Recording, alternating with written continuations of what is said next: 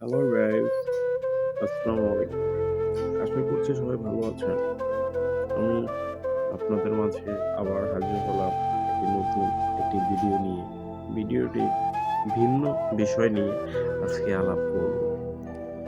বর্তমান আমাদের যুগের যে অবস্থা, সবাই বেকার। আমিও বেকার। তাই ভিডিও মেকিং করছি। ২ পয়সা যদি আয় করা যায় তাই। বর্তমান পরিস্থিতিতে সবাই ব্যবসা করতে চায়। ব্যবসা, যেকোনো ব্যবসা হতে পারে। যেমন মুদিখানা বা কসমেটিক আইটেম বিজনেস বা ডিম সিদ্ধ বা নানান বিষয়। আমি আজকে আপনাদের সাথে আমার বাস্তব জীবন রিলেটেড কিছু বিষয় নিয়ে আলোচনা করব। যে বিষয়গুলো আমি অনেক রিয়েলাইজ করে বুঝতে পারছি বা জীবনে অনেক ধরা খেয়ে ব্যবসায় বুঝতে পারছি। এই বাস্তব অভিজ্ঞতা আজকে আপনাদের সাথে আলোচনা করব। আপনারা যদি নতুন অবস্থায় বিজনেস করতে চান, পুরো প্রফিট বা আপনার জমানো পুরোটা সঞ্চয় কখনো সেই বিজনেসে লাগাবেন না। তাতে করে হতে কি পারে, হয়তো আপনি জীবনে বড় হতে পারেন বা আমার মতে নিঃস্ব হয়ে যেতে পারেন অল্প বয়স।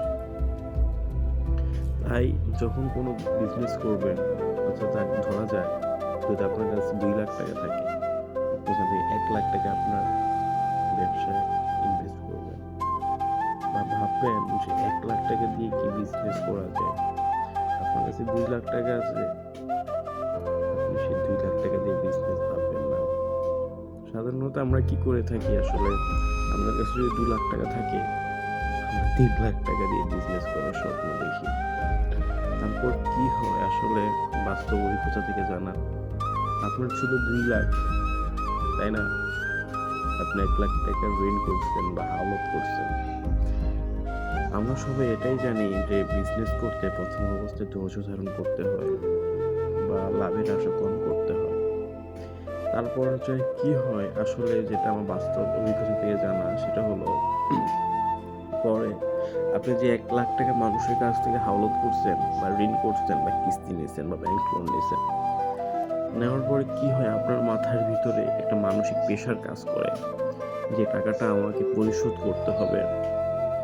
সবসময় মানসিক চাপের কারণে আপনি আপনার বিজনেসের প্রতি আর ব্যবসার প্রতি আপনি মনোযোগ দিতে পারেন না। যার থেকে জিনিসগুলা ঋণটা নেওয়া হয় সে মানসিকভাবে আপনাকে প্রেশার দেওয়া শুরু করে। তারপর দেখা যায় কি ব্যবসা ভালোভাবে হয় না, মানসিক চাপ কাজ করে নিজের ভিতরে। তাই বলবো ছোটখাটো বিজনেস করেন। নিজের কাছে যা আছে তা পুরোপুরি ব্যবসা লাগায়েন না। আর নিজের কাছে যা আছে তা নিয়ে বা অন্য কারো কাছ থেকে ধার নিয়ে ব্যবসা শুরু করেন না। ব্যবসা জিনিসটা অনেক কঠিন।